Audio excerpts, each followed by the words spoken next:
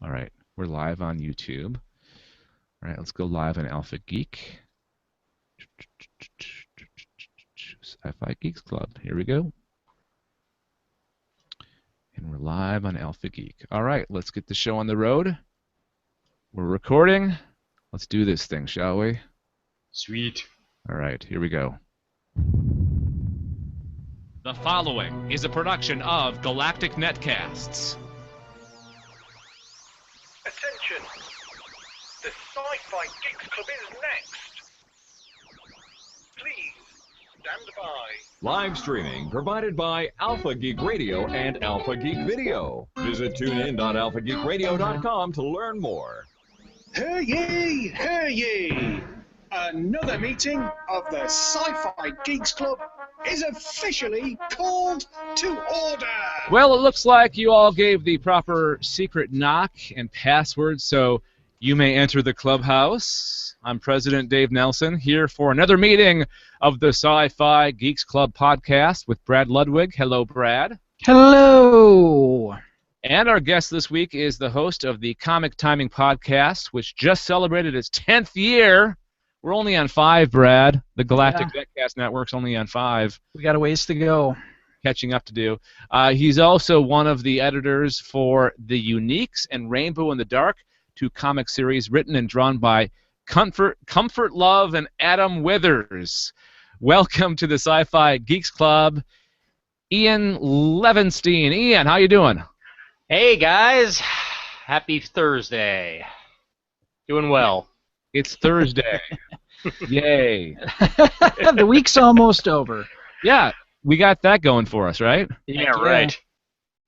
All right, we're going to talk to you in a little bit here, but first, let's start with the news. So here we go. Headline news of vital, significant events from every corner of the earth. Spoken news brought into your home, your office, even into your car as you speed along the highway. This is the news. Here are the headlines. All right, this was pretty cool. I had to mention this. This comes from Blaster. Star Trek Bridge Crew VR game trailer revealed at E3. The big E3 conference was this week, and all the big games, well, big, small, and anywhere in between, was revealed. And the video features Star Trek alums LeVar Burton from Star Trek The Next Generation, of course, Jerry Ryan, 7 of 9 on Star Trek Voyager, and Carl Urban from the J.J. Abrams universe, getting immersed in a mission using the Oculus Rift and Oculus Touch controllers. The upcoming title sees you and 3 of your friends playing as members of the New Federation Starship crew, where you'll have to work together to pilot the ship by assuming different bridge positions in the multiplayer game, including captain, engineer, and tactical. The new Star Trek game will be set in the J.J. Abrams rebooted alternate timeline movie universe, which kicked off in 2009.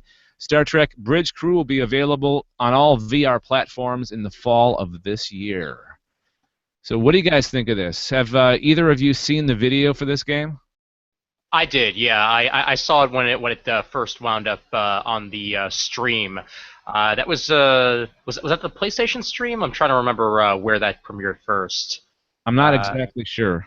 Yeah, but it looks really cool. The only thing about VR though is I can barely play 3D games without getting dizzy, so I don't think I'll be any better when it comes to VR. Well, I mean that may change. They may get better because I know that was one of the complaints early on of the Oculus Rift, but it's gotten better, and I hear that what are a couple of the other ones? It's Oculus. Isn't there a PlayStation VR? PlayStation VR is one of them. Yeah. There's Google. Samsung has theirs. Google has their Cardboard that they've been using, which is just a general Android VR program. And there's a bunch of them all coming out at the same time now. Yeah, and there's one that's like a lot cheaper than the other ones, and I forget which one that is. There's a phone company that's building one. Samsung has one that's coming out. Okay, I thought there was another one too. I don't know. Maybe I'm mistaken. Yeah. But what did you think of the video? It looked pretty cool. I mean, it felt like you were right there on a starship, which I mean is sort of every single nerd's dream in some ways. And I mean, you know, LeVar Burton seemed as into it as anybody else. I mean, he fell back into his Geordie mannerisms pretty easily. But I guess it's wait to be seen what it looks like. You know, with some average schmo on the deck as opposed to LeVar. He had the jargon down. He was like playing the part, man. I was really impressed. Brad, what do you think of this game? Is this something that would cause you to save some money up to buy one of those headsets? Not quite enough. What would it take? What would it take, Brad Ludwig? To have my garage repairs and my furnace paid off. And AC. You have life priorities. Yes, we're about to spend quite a bit of money to make some repairs to the homestead. Well, I think there's an opportunity here for arcades to make a comeback, because this seems like something that's out of reach for a lot of people. And I could see, like, if you had a good old-fashioned video arcade with a bunch of VR headsets and some cool games, I think you could make some money. I mean, it's funny you mention that because back in the day in Brooklyn, there was this place called Funtime USA, this arcade out in the Sheepshead Bay area of Brooklyn that I used to go to all the time, and they had a VR game like right in the center, like one of those really old ones where it was like you were on a roller coaster and you got to experience that with the headset. I could easily see that, you know, coming back in some ways. It's just you got to have enough of something else to drive people in. Like that can't be the only thing that brings you back to the arcades. You need something more. Well, you could make. I think a couple of years ago when they first introduced the Oculus, they had this like unidirectional kind of like treadmill. So it made you feel like you were actually, like, you could run, you could walk, you could move around in the game without actually moving around your room. I think something like that to make you feel even more like you were in whatever game you were in. That could be pretty cool. Yeah. I actually, in fact, now that I remember it, there was an Engadget event in New York that I went to where I got to play a version of Paperboy with using the Oculus headset. So yeah, I know. So like you're pedaling on the bike and you're throwing your papers like with your body movements and all that. I mean, Wow. It's certainly a way to exercise. It's just you know, how many times a day are you going to wind up doing that? I spent so much money playing Paperboy. It's ridiculous. It's such an exciting game too. Oh, it is. You're delivering the paper. Oh, but you can like vandalize houses and hit, you know, people wandering down the street and hit cars as they're backing out of their, you know, so it's their driveways. It's the suburban version of what was the game where you steal the cars and kill the hookers? Oh, Grand Theft Auto. Grand Theft Auto. It's like, it's the prequel to the Grand Theft Auto games. Yes. All right. Well, we'll see where this whole VR thing goes, but I'm pretty excited about the Star Trek Bridge Crew. All right. Let's get to know our guests a little bit. Again, it's Ian from the Comic Timing Podcast. Now, tell us a little bit about Comic Timing. What's it all about? What do you guys? I'm guessing you guys talk about comic books, right? That is our main focus, yeah. I mean, we'll occasionally do comic book adjacent. Like, there's an episode coming out pretty soon where we talk a little bit late about Civil War and you know other movies that have come out like X-Men Apocalypse. But for the most part, we're basically a rotating panel discussion podcast. Me and my longtime co-host Brent Cassina, who lives out in Orlando, just get on and talk with a couple of buddies, and you know whatever's of interest to us of late, we just go ahead and talk about, whether it's latest stuff we've read or whether it's big comic book news that's come out of late, and we go from there. Very casual, very laid back show, and been doing it for 10 years now. Hard to believe, but time flies when you're having fun. Yeah, exactly. I can't believe it's been 5 years since we started this network. Yeah, time does definitely fly. So, what are you more of a DC guy or a Marvel guy or somewhere in between or both? It's funny you mentioned that. I've been for years now. I've been more of a Marvel guy. DC, after the whole New 52 thing, lost me for a bit, and I'm sort of crawling myself back into DC now. I'm actually going to talk about that a little later in the show with one of the things I've been reading of late. But I grew up mostly a Marvel guy. Discovered DC. Sort of went back to Marvel, and with all the movies and everything, it's hard to not love Marvel comics. But I'm also into a lot of indie stuff, like a whole bunch of about a whole bunch of Image comics, Dark Horse, IDW here and there. Been trying to diversify my reading over the past couple of years, past just superheroes. Are you a fan of the CW DC universe? Oh, I sure am. A heck of a lot more than their movie universe, I'll tell you that much. I was not a big fan of Man of Steel, was not a big fan of Batman v Superman, but The Flash and Arrow, and got into Supergirl after a while, and Legends of Tomorrow isn't great, but it's enough to at least catch my interest, so freaking love that stuff. We're going to talk about that, more about that here in a second, but first, you got to tell us about the being an editor of they're online comics, I'm guessing, right? They're actually both. They distribute them online, issue by issue, for very cheap. Actually, issues are up on I think Drive-Thru Comics for 99 cents a piece, and they also put it up on Comixology now recently. But at Comfort Love and Adam Withers, they basically half the conventions in the country they wind up at. These guys are nuts. Literally, Adam and Comfort are traveling all the time to go to different comic book conventions. In fact, I believe they're at Heroes Con the weekend that we're recording this. So if you're down there, go ahead and check them out. But they have physical copies of Rainbow in the Dark, and actually the trade paperback for the first volume of the Uniques is coming out now, if I remember correctly. Recently solicited in Diamond.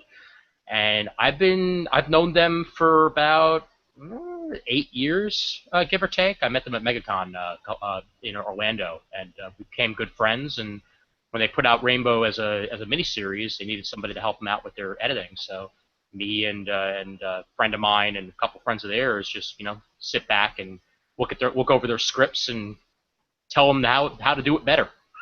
That's basically what being an editor is all about.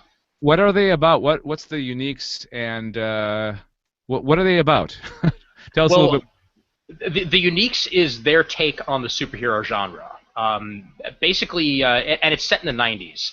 So essentially, this huge cataclysm happens, and all of the major superheroes, I guess you could say the Justice League equivalent of that world, are all dead, and you're left with what I guess you consider to sort of be the Teen Titans equivalent, and you're traveling with them as they learn to grow and evolve as superheroes, and try to keep the world afloat without all of the big names.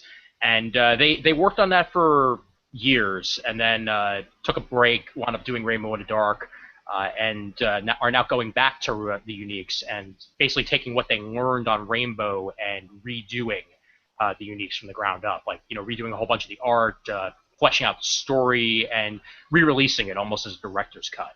And that's what's been coming out of late.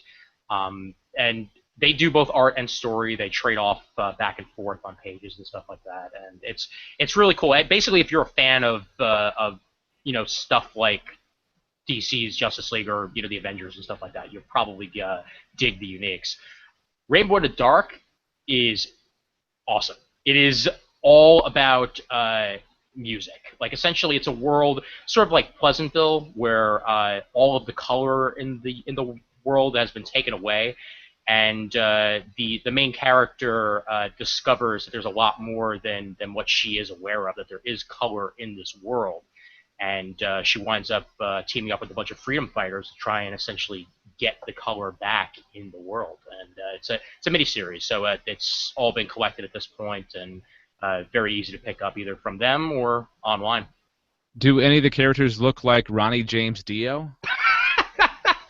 There are references out the wazoo to their favorite songs and their favorite musicians, but none of them quite look like Dio. No. I knew there was a connection there. I knew there had to be a connection there.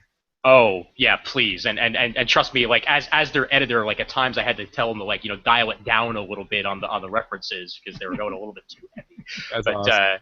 but yeah, if you're a fan of like 70s rock, this is totally up your alley. Cool. All right. Well, thanks again, Ian, for being on as our guest this week on the Sci-Fi Geeks Club. Let's continue with the news from Time Magazine.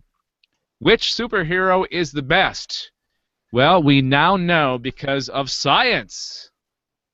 A 7-year study at the University of Leicester. Do you guys know how to pronounce that? I think it's Leicester. Leicester. University of Leicester has used scientific research to answer the age-old question, which superhero is the best? Using scientific principles to examine the feasibility of the powers behind renowned comic book superheroes, students ranked everyone from Superman to the Flash on their probability of being able to win a fight. Win a fight, yeah. Research concluded that, of course, we kind of saw this coming. Superman is best equipped, the best equipped superhero, thanks to his super flare attack and his high-density muscle tissue. Well, okay, just wait. Let me get through this, then we can express. You can express your opinion there, Brad. Okay.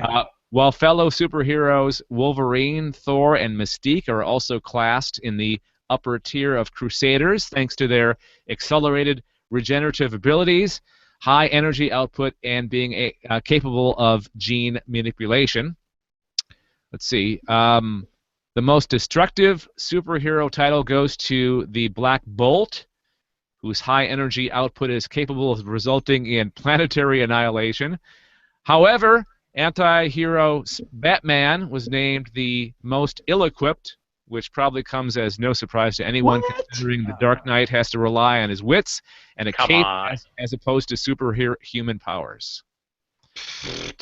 So, who did they actually poll? This is crap. It's all science, Brad. Science. Science my ass.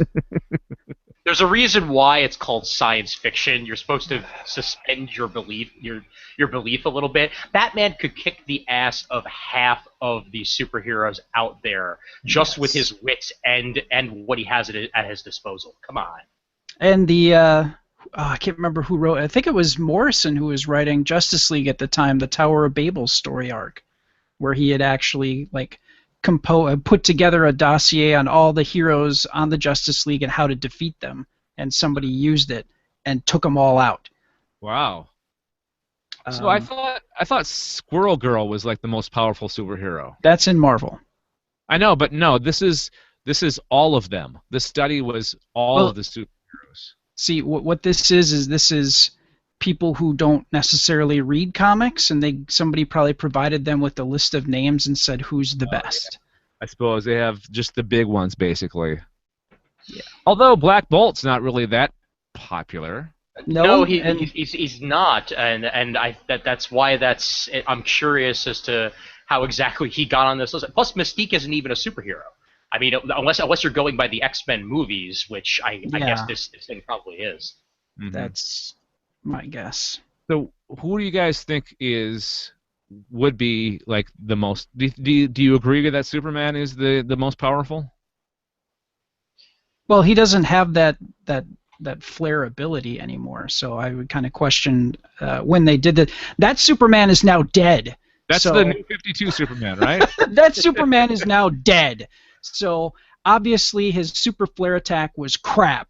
It did nothing for him because he's dead. I'm going to go ahead and throw a curveball into all of this. I think Invincible is stronger than anybody. I'd give you that.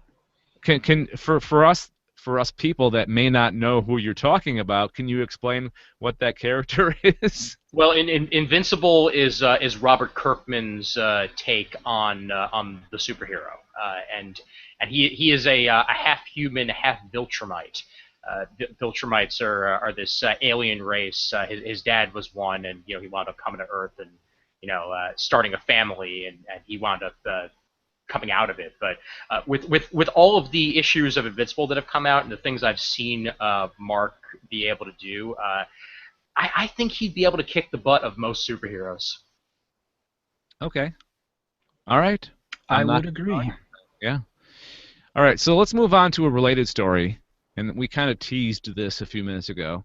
Supergirl's Superman has been found.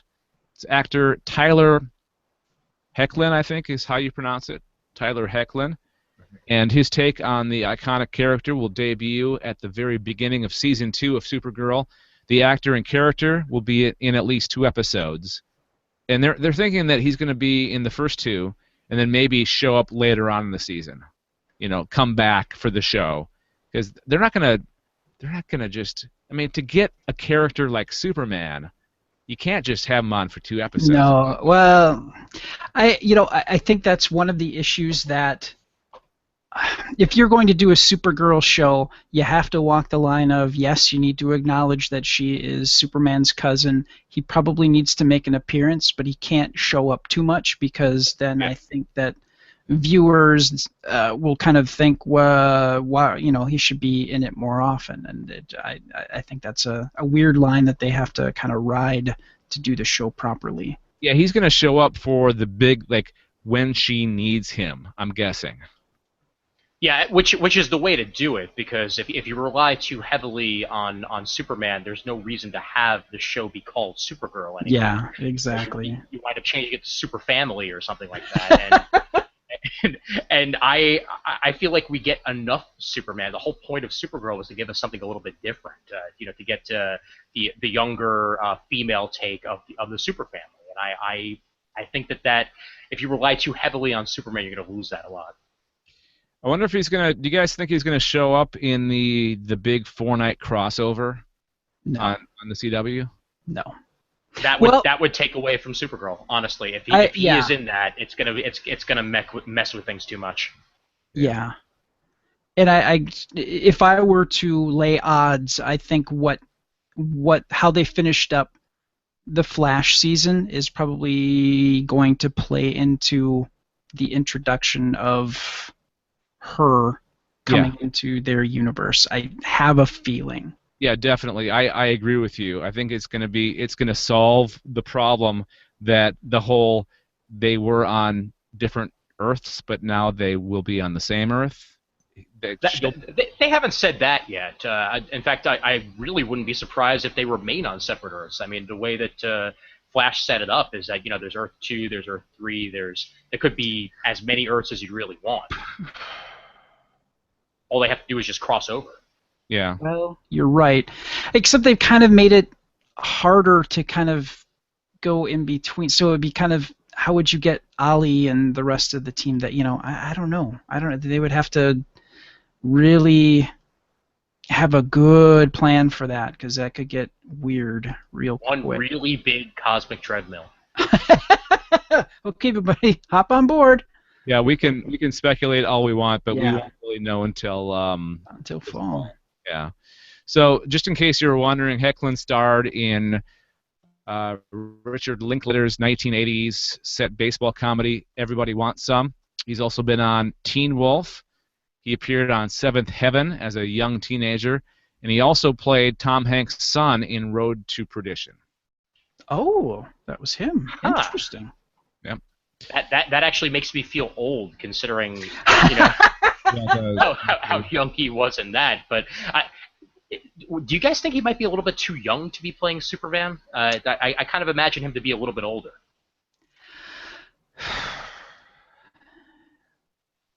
I don't think he's supposed to be too much older than Kara.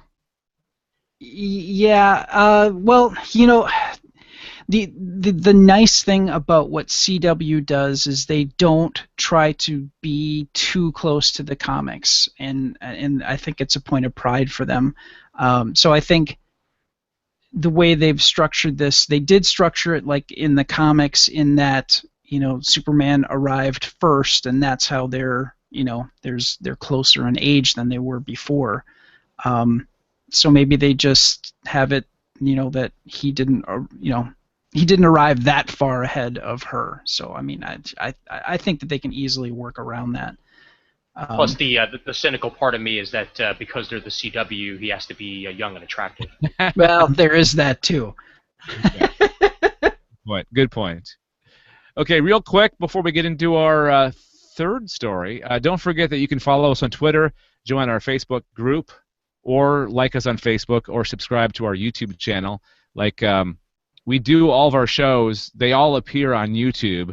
You can either watch us live on YouTube or watch them later by joining us or just subscribing to our channel on YouTube. We have handy-dandy links on our website. The very upper right-hand corner of every page, you'll see the familiar logos of all the social networks. Just click on those, and that'll take you to where we are on those social networks. And our website is gncasts.com, gncasts.com.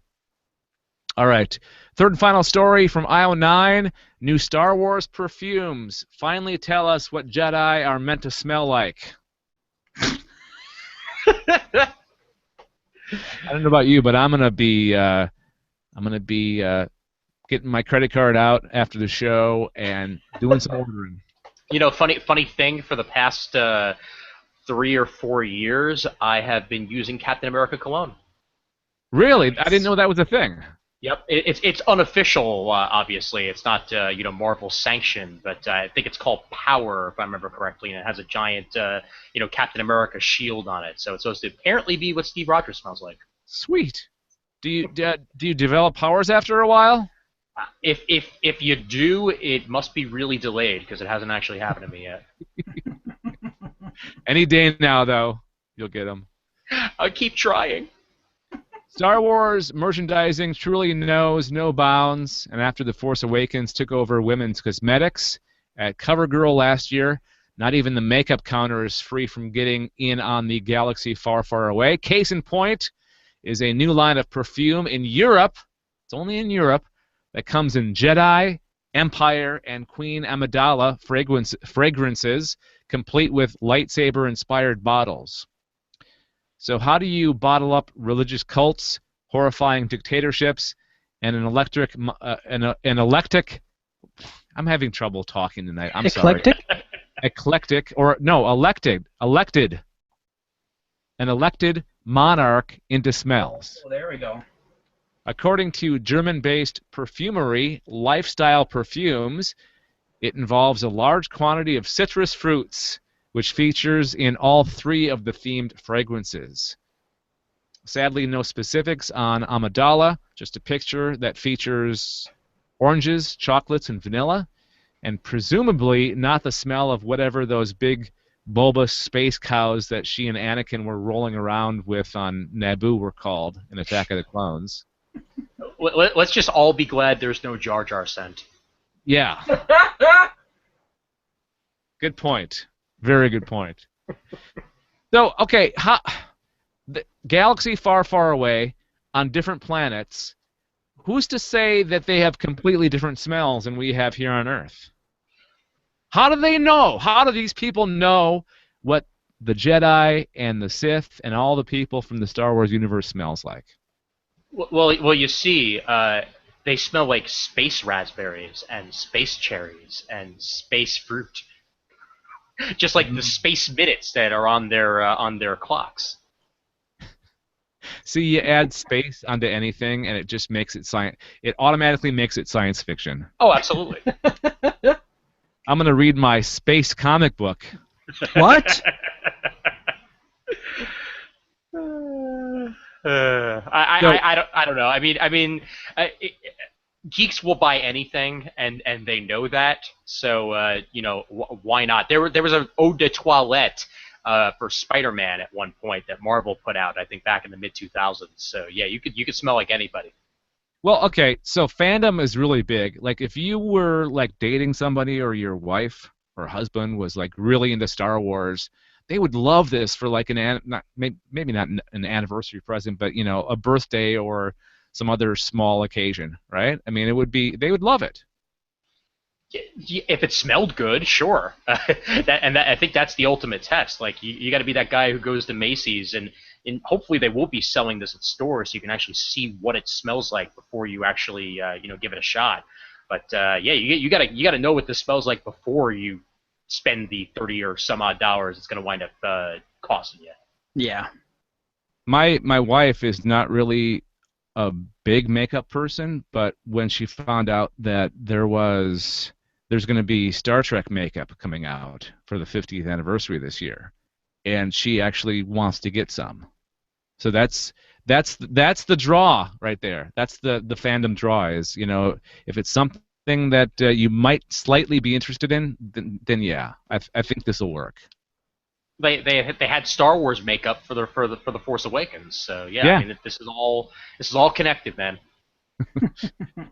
All right, so just like you, Galactic Netcast has bills that need to get paid. Where most people have rent and utilities every month, we have website and audio hosting. Please consider helping us out with ours by going to this website. Jot this URL down or just type it into your browser right now. It's gncasts.com/support. gncasts.com/support. On that page, you'll find links to both our Patreon campaign, where you can make a recurring monthly pledge. But if you shop on Amazon, click on our affiliate link, which gives you whatever you buy on Amazon through that link, a small percentage goes to help us with those costs that I mentioned. And real quick, Patreon, all we're asking for is like $1 donation. We don't need like a $5 subscription or whatever, or a membership fee. All the stuff that we do is free. We just ask if you have that little extra every month, please consider giving. And you can do that by going to gncasts.com/support. And totally, if you're an Amazon shopper, if you shop on Amazon, this is the easiest way to help us out, because you're not giving any extra. What we're doing is we're offering you that link. You go there, you click on it, then you do your normal Amazon shopping, and just that 3% comes back to us, and it's brilliant. So gncasts.com/support is the place to go. Dave? Huh? Dave? Huh? Hey, Dave, what's the question? All right, time for the portion of this podcast where we ask our panelists and our guest a deep thinking question. Well, sometimes it's not deep. This one's kind of deep, but not. It could be deeper. But we're not going to go that deep this time. You guys ready for the question? I'm ready to go halfway deep. Fair enough. All right. So if you could time travel with the guarantee of coming back, but didn't know where your destination was going to be, would you go? Okay, this is actually a two-part question. There's that one, and then for your second trip, okay, you make that first trip. If you could determine the destination, where would that be? So you got the time machine right in front of you. First trip, you have no idea where you're going to go or when you're going to go, but you're guaranteed to come back. Do you go? And then if you go, the second time around, you can actually put coordinates in. Where would you go? Who wants to go first? Sure. I'll go. Now, quick question: am I going to be writing what once went wrong while traveling through the time? Because I mean, that could be interesting if I know for certain that via the quantum leap accelerator that I can make it back safely. I'd be down with that. No, you're not going to be Sam Beckett. You're not going to be jumping into somebody else's body. You're not going to have Al and his what was his Twiggy was the computer name? Iggy. Okay. Twiggy, that was Buck Rogers. Buck Rogers. There was actually a Stephen Colbert bit on last night's Late Show with Scott Bakula and Quantum Leap. They were trying to change time and stop Sam Beckett from making Donald Trump happen. But I thought you were saying stop him from agreeing to be on Star Trek Enterprise. Hey, I am still of the theory that the entire time that we see that captain is in actuality Sam Beckett leapt into the body of a Starfleet captain. But that's just my opinion. No, good theory. Very good theory. As for the time travel thing, yeah, I'm down with it. I mean, especially like I said, especially if I'm guaranteed a safe trip back, then No, no, I'm totally up. It's not say. It said you're guaranteed to come back. In what form or what shape you're going to be in is not guaranteed. Safety is not guaranteed, as that movie title says. I'd still do it. I'd still do it. I'm enough of an alternate reality time travel guy. Yeah, I am totally down with that. The first fandom I was ever into was Sliders, and before that I watched Quantum Leap as a kid. So I'm totally down with time travel. Man, Sliders, I would love if they did a new version of that in some way. That would be awesome. I would totally be down with that as long as we don't have to deal with any season 4 shenanigans, because that was painful as a fan of the show. Was season 4 the one where they had the Neanderthal version of human beings? The Cro-Mags were introduced, yeah, and that was the first Sci-Fi Channel season, and that's when Jerry O'Connell forced the producers to bring his brother on. That's right. And it was not very good. Shockingly, season 5 was actually really good, really much better, and it didn't have any O'Connell in it at all. So, go figure. All right. So, second part of the question: you come back, you want to go again. This time, you figured out I can put coordinates in. Where do you go, Ian? I would probably go to whenever it was that Babe Ruth called his shot. Oh. As a lifetime Yankee fan, I feel like that would be something I'd love to be able to witness in person. Good answer. Very good answer. All right. So, Brad, what's your answers? What are you going to do here? Well, since you put strings on the whole, if you could go back in time and you get a guarantee of coming back, but you don't know how you're going to come back, no, I would not go. Okay, I'm going to change it up a little bit. You're in the room with Ian. Mm-hmm. Ian time travels. and he comes back. He's like, Brad, it's amazing. It was awesome. You should totally go. Would you do it then if you see him come back safely? Yes, then I would. Okay. Brad, I totally have all my limbs. Nothing is missing at all. You should totally go back in time. I'd have to give you a pat down just to make sure you didn't have, cyber limbs or, run a magnet over you, make sure you're not a robot or something. He went into the future, and his body totally, he got it all replaced. Yeah, definitely. I got Schwarzeneggered and turned into a T. So, okay, you come back, you had an amazing time wherever you went. Now you're going to go again. Where do you put the coordinates in for? And when? I would put the coordinates for 30 years into the future, and I would want to see how things are for my son. Oh, okay. Cool. That's a great answer. I think that's the best answer ever. Sorry. Yours was good, but his was better. It's okay. Mine was significantly less schmaltzy. Yeah, I know. All right. So we would love your answers, dear listeners. Let us know by emailing geeks@gncasts.com, geeks@gncasts.com. You can also call our voicemail number. It's area code 805-328-3966. Also on the website, gncasts.com. You can click on record a voice message, and that will be sent to us as well. Let us know what you would do in that situation. Would you travel through time? And if you got back and wanted to go again, where would you go? When would you go? Let us know. Okay, I have one more question for you guys. How would you like to get the latest information on what Galactic Netcasts has been up to over the past month? Like on all of our podcasts, who the guests have been, what the shows have been about, what they've discussed. Would you guys like something like that? Okay. I played this game earlier. Yes, I would, Dave. Thank you, Brad. Thanks for playing along. So we have this page on the website. It's gncasts.com/signup, and that'll take you to a page where you can sign up for two things. You can sign up for our monthly newsletter, which is exactly what I told you it was. It's just kind of a review of the last month's activities amongst our podcasts. And you can also sign up for our Slack team.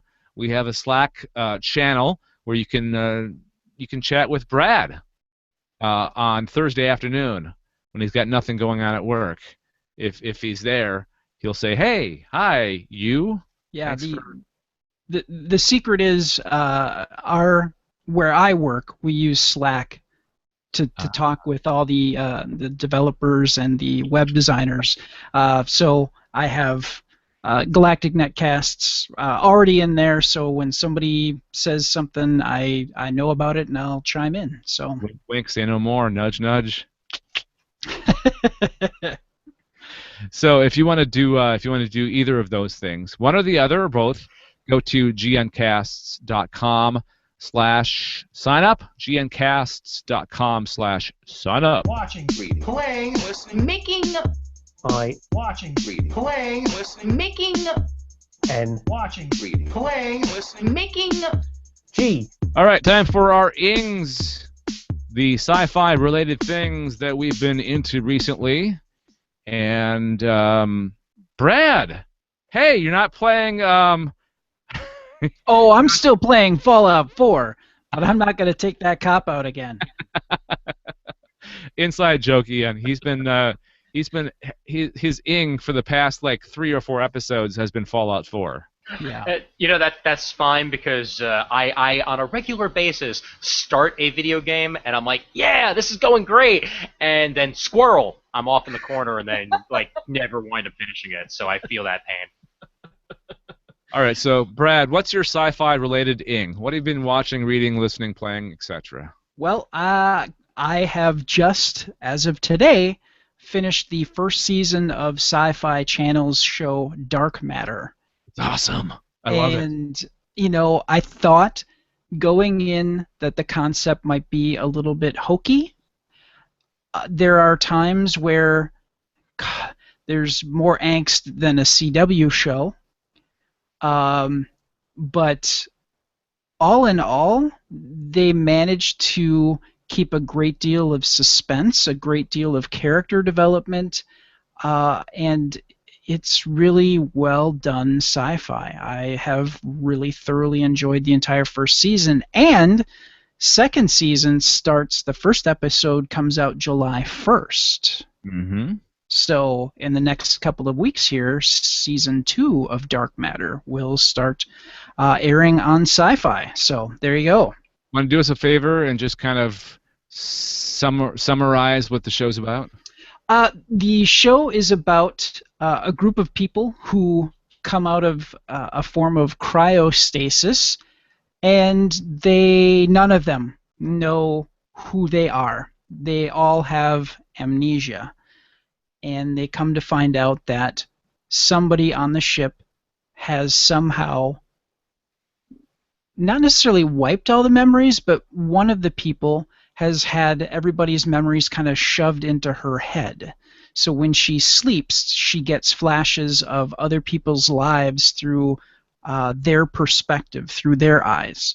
And it's very interesting. And we get to see a world of faster-than-light space travel, a kind of a cyberpunk or Shadowrun-esque. Corporations are super powerful and have their own space fleets, and they are the equivalent of governments, essentially. And it's a very fascinating world. The world building and their rules of science and how things work are very consistent and cohesive and logical. And it's a wonderful show to watch. I highly recommend it. And like I said, the first season is on Netflix now. It's cool to have a show taking place in space again. It's cool to have sci-fi not screw something up, and I'm waiting for that shoe to drop. Well, they've had a pretty good record these days. Like the other one I was going to suggest is Killjoys, which came out around the same time. But my wife and I love both shows pretty much equally. Okay. And also there's the what was the show based on the book that came out last year as well? Why am I drawing a blank? It takes place in our solar system. There's no fast and light travel, but there's a mystery. What's it? Oh, Childhood's End? No, Childhood's End was really, really good, but that's not it. Shoot. I forget. The Expanse. The Expanse. Oh, okay. Was really good. So sci-fi, they're on a roll. I mean, they're back doing, pure sci-fi again. I gotta admit, with their new management that they've seemed to have kind of righted the ship and definitely focused more on good sci-fi. So I really hope to see more of their sci-fi product in the future. So I gotta ask you, which of the characters is your favorite on Dark Matter, Brad?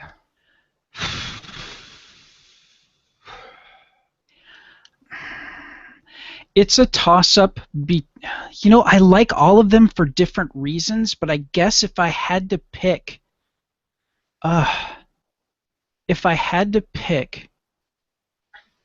my favorite character is 5, the kind of the tech geek stowaway. Oh yeah. My favorite actor out of the troupe is the woman who plays the android. Oh yeah, she's great. She's really good.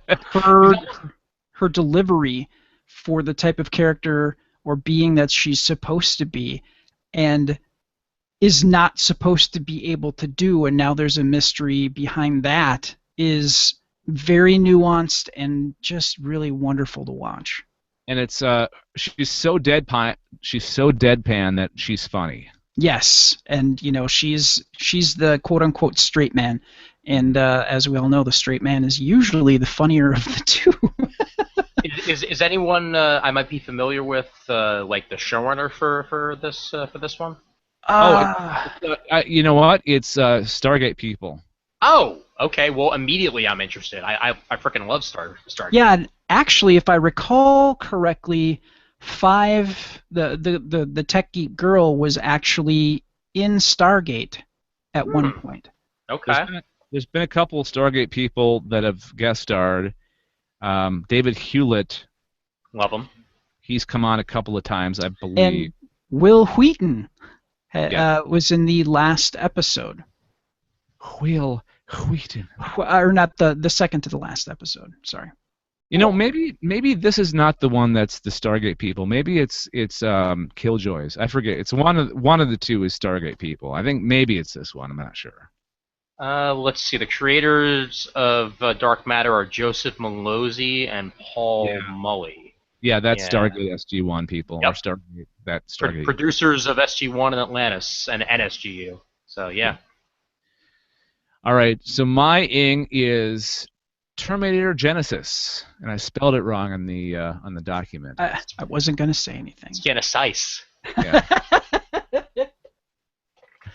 And I did not hate it. It was I thought it was. So you hated it?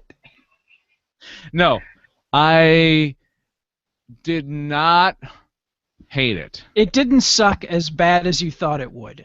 Yes. Okay. It was watchable. Yeah. Some days that's all you can hope for. No, I enjoyed it. I really did. It wasn't. I don't think it was as good as the first. Either. I don't think it was. It was good or better than the first 2 Terminator movies. What was the third one? Third one was. Anyone? Wasn't that just Terminator 3? No. Yeah, that was the one with the female, wasn't it? With the female Terminator. Mm-hmm. Yeah. Yeah. Yeah. Right before the Christian Bale one. That was Terminator 3. I think this one was better than 3 and the one with Christian Bale. Yeah, I liked the Christian Bale one probably a lot more than I was supposed to. I mean, it was better than Terminator 3 for me. I felt like that they were, trying to reset things, and right the ship a little bit. But I guess it just wasn't popular enough to keep with that general Terminator storyline. Have either of you seen Genesis? Nah. No. Okay, well it's on Netflix. Okay, if you cool. want to check it out. So, yeah, it's a great Netflix movie because you're not spending any extra to see it. So the guilt, you have no guilt involved. If it's bad, that's okay. I was this close to watching the Fantastic Four, but this one won out. And that is supposed to be pronounced Fanforstic, by the way. That's how I refer. That's how I refer to it on Comic Timing is Fanforstic. I can't call that Fantastic Four. It's just such a departure.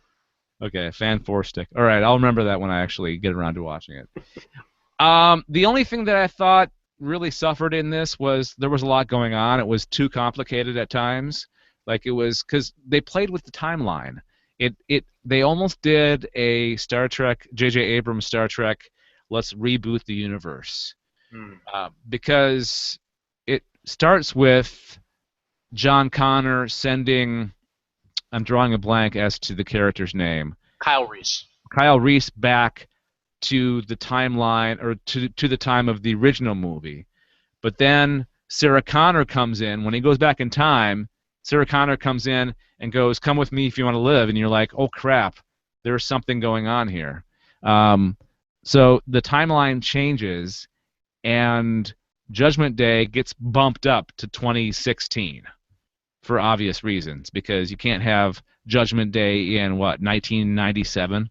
That was the original date? Yeah, and by the way, I mean that's sort of the entire conceit of the Terminator franchise is that Judgment Day always winds up changing. Every single movie, the date of it changes. What was it in the first one? Ooh, I don't quite remember, but it was definitely in the 90s or the early 2000s. Okay. The one cool thing, well, there's a bunch of cool things in this movie, but one of the cool things was the new Terminator, which was not the liquid metal, but there was another one, the new one, that was, it formed differently than liquid metal, and it was pure Skynet. It was tied into Skynet when all the other Terminators basically weren't. And spoiler alert, Skynet is the 11th Doctor. It's Matt Smith. Matt Smith is Skynet. He's the embodiment of Skynet, and it was weird to hear him speak in an American accent or a North American accent. Interesting. See, I have Matt Smith on the brain because I found out that he was the guy who wound up playing the part in the American Psycho, the musical in the UK, because I saw the one in the US right before it closed, and Matt Smith is using his best American accent on the soundtrack to the UK version. It's just, it throws you off. It's like, I know it's Matt Smith, but it's not quite Matt. It's like the guy, I used to watch House, the TV show House. Yeah. And one of the surgeons on House went on to play a fireman in Chicago Fire. I love Chicago Fire. But he has he has an American accent in Chicago Fire, and it threw me off for the longest time, but I've gotten so used to it that if I were to go back and watch House, that would screw with me the other way. Oh, you're right. The guy who played Chase, right? Yeah. On House. Well, yeah, that's the way I feel about Benedict Cumberbatch's American accent. I feel like he's doing Hugh Laurie's House accent. You know what's interesting? If you Matt Smith in Pride, Prejudice, and Zombies redeems that movie. Really? 100%. Interesting. I'll have to. Do you know if that's on any streaming service yet? That is a very good question, Dave. Well, and it looks like the original Judgment Day was July 29th, 2004 in the first movie. Oh, okay. I don't think it's hit streaming yet because it came out not too long ago, but okay, it's probably pretty close to it. Pretty recent, isn't it? Yeah. Yeah, it's not on Netflix. I'm going to check Amazon real quick. Out of curiosity, how's the CGI in the Arnold versus Arnold fight? Oh, it was brilliant. It was great. It was really like you couldn't. There was a few moments where you're like, okay, that's definitely not real Arnold, but it's hardly noticeable. Like it's like watching Arnold from 1984. It's Nice. pretty cool. If you have Amazon Prime Video, you can watch Pride, Prejudice, and Zombies. Oh, fantastic. Sweet. Okay. You can rent it for $5.99. See, and you know what's actually even funnier about all this is that so Abraham Lincoln Vampire Hunter, the guy who plays Abraham Lincoln is the guy who was the lead of American Psycho, the musical in the U.S., and Matt Smith is in Pride and Prejudice and Zombies, and he was the lead of American Psycho in the UK. So we're all connected here. Yeah. All right. So that's my Terminator Genesis. Ian, what's yours? So I've got two for you. My reading is all of DC Rebirth so far, because like I said earlier on in the episode, I kind of was turned off to DC for a while. The New 52 was just not doing it for me. Preach it, brother. Yeah, I stuck with it longer than I thought I was going to, but I realized I had like an entire year's worth of comics just sitting there waiting to be read. And rather than read them, I just got rid of them. I sold them off to go to Wild Pig Comics in Kenilworth, New Jersey. I kept them, but I was in the same boat. Yes. Nope. I was done. If I ever do want to wind up going back, I'll wind up getting the trades from the Brooklyn Public Library or something like that. I didn't see a reason to keep them lying around, and I'd sort of given up on it, and I read like one or two conversions things here or there because they seemed kind of cool. And when I heard they were bringing Legacy back to the DC universe, I was intrigued with Rebirth, and I read issue 1, and I was blown away.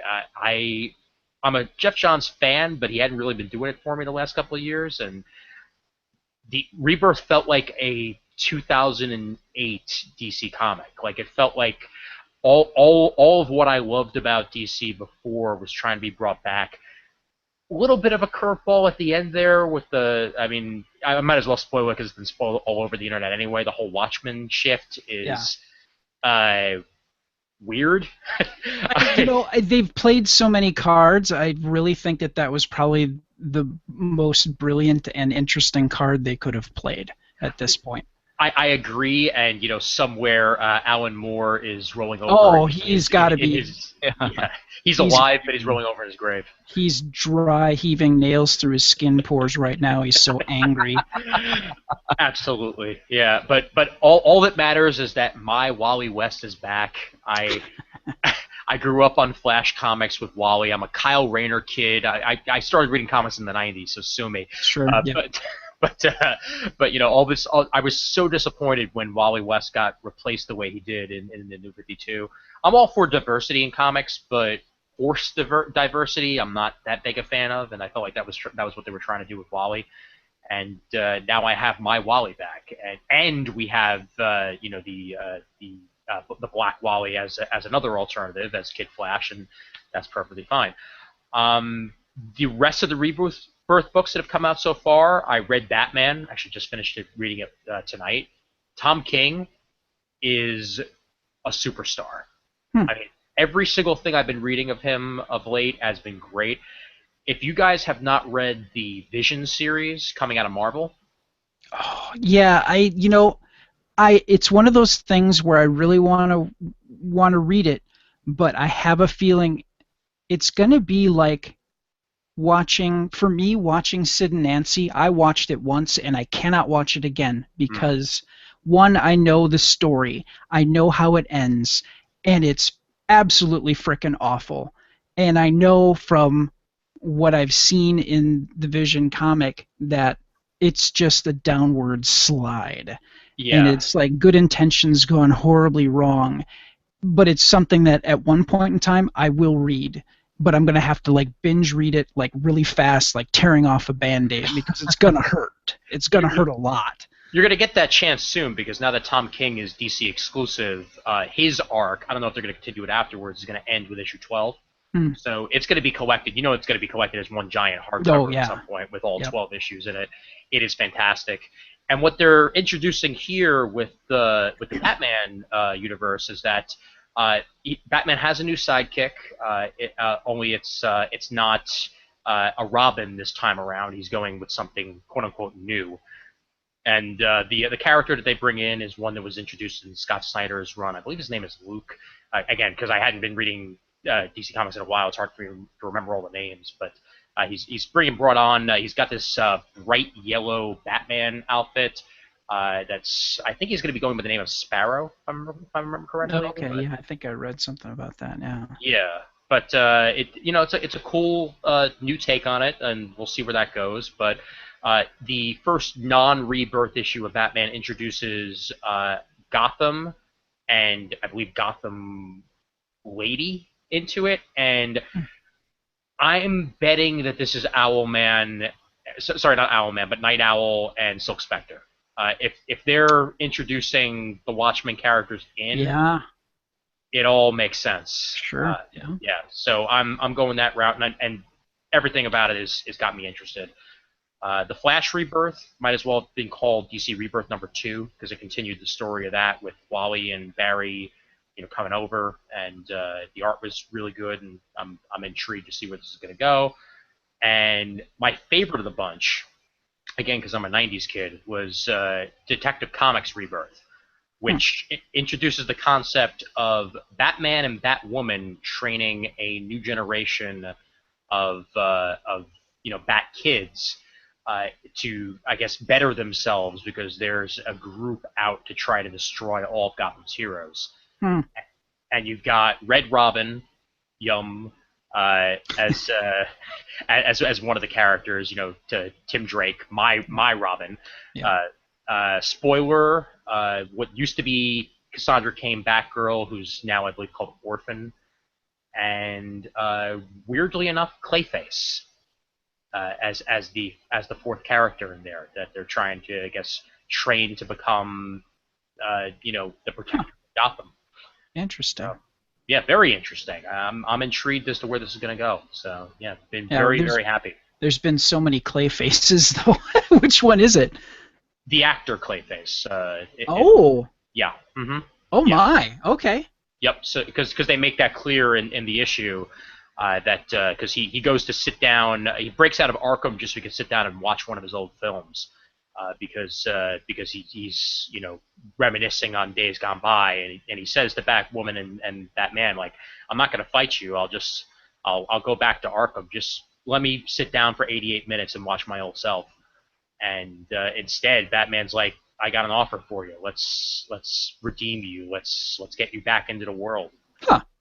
Yeah. Very, very interesting. So I'm very intrigued to see where this is going to wind up going. Yeah, very cool stuff. We had this discussion, and I'll try not to take up too much more time, Dave. We had this discussion of, I was lamenting DC, and I'm 45, so people are like, oh, you really like the stuff for the 80s and and I'm like, no, the stuff that they were doing in the mid 2000s was really good. Yep. And I don't mind change, like the 52 series, which to me like brought back like the concept of the multiverse, and they could have stopped there, but then they rebooted the universe and it felt like they rebooted it again, and now they're rebooting it again, and it's like you need to this needs to be it now. Yeah. You need to now. You've identified that the change that you made was the wrong course to take, and it looks like some people are probably going to be losing their jobs. Cough, cough, Bob Harris, cough, cough. Yeah, it's not looking good. Yeah. But the thing that I really didn't like about the New 52, besides, I love the Flash, and I would read the Flash that anybody writes. But I had to stop because it stopped making sense and being interesting to me. But the other thing that I didn't like is they really didn't have the Legion of Superheroes. And the Legion of Superheroes is a series that I don't care who writes it, I will probably buy it unless somebody They brought back Jim Shooter to do it, and I had to stop because it was terrible. That's the only time that I stopped. But but you know, it was like they were gone, and they, to me, were like the hope of the future, and it just made me sad that they were gone. So it'll be interesting because it sounds like they're bringing them back again. Yep, they're bringing them back. They're bringing Justice Society of America back. They're bringing back all these concepts that have been gone for so long, and I'm thrilled. And I want them to bring back Copper from the Metal Men, because Copper was awesome. I'm gonna start a Copper fan club, is what I'm gonna do. Good.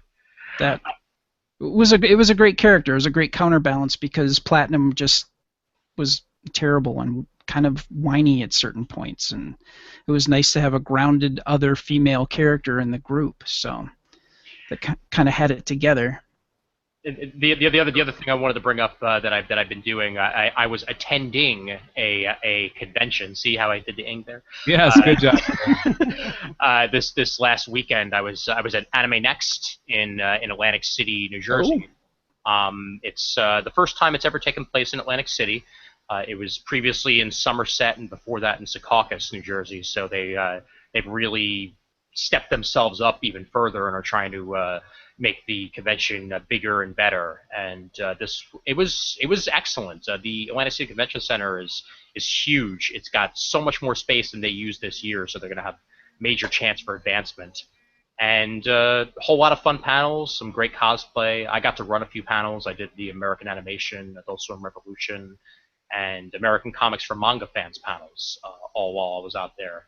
And yeah, great crowd, fun time, and White House Subs is the best damn sub shop I've ever been to in my life. So it all was a great time. Make a note of that. How readily available are they? They're only in Atlantic City. So if you ever wind up visiting Atlantic City, they got 2 locations. They got one about 3 blocks down from the convention center, and one in the Taj Mahal. That's open till 4 a.m. So that, you know, if you're wandering around Atlantic City and you've got like a hankering for a 2 a.m. sub, walk over to the Taj Mahal on the boardwalk and get yourself one. Maybe we can do that episode of MASH where they ordered in some restaurant back in Toledo. I think they ordered some food to Korea. It was awesome. Oh yeah, I ate there once. Shoot, now I can't remember what it was. Yeah, it's on the tip of my tongue, but I can't remember it. Yeah. But yeah, and for that matter, the American Comics for Manga Fans panel that I did will be coming out both as a podcast and as a YouTube video once I get down to editing together all the slides I did and the audio I recorded. So Tony Pacos. Okay. Where can people find that stuff, Ian? You can find all my stuff at comictiming.net, and I'm also youtube.com/scarymonkeyshow. If you want to check me out there, that's my old handle for years. So. I don't know. I'm kind of scared. Invader Zim, man. I don't watch the Scary Monkey Show. All right. So for more on this podcast, including show notes, contact info, and more, go to gncasts.com/geeks. You can subscribe to this podcast. We have a page with all the links. Okay. You don't have to go anywhere else. Just go to gncasts.com/subscribe. But if you are on iTunes, if you're on Stitcher, Google Play Music, or anywhere else where podcasts are offered, just look for the Sci-Fi Geeks Club. Again, Ian Levenstein, thank you again for being a guest this week on the Sci-Fi Geeks Club. You were awesome. Thank you. Hey, thank you. My pleasure. And oh, by the way, I am Sci-Fi on Twitter and also in the Tadpool if you're a Frog Pants person. Nice. Cool. You've been listening to a production of Galactic Netcasts. I am Dave Nelson on behalf of Brad, Gregor, Corey, Matt, Anessa, and Ian. We'll talk to you all next time. Bye, Dave. All right. Hang on. Got to exit officially.